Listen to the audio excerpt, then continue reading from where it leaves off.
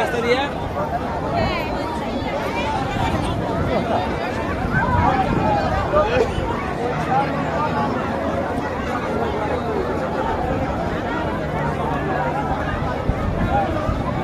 হয় নাস্তা খাই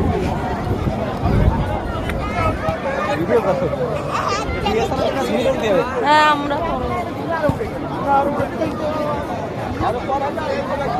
ছবি তুলি স্যার আমাদের টাকা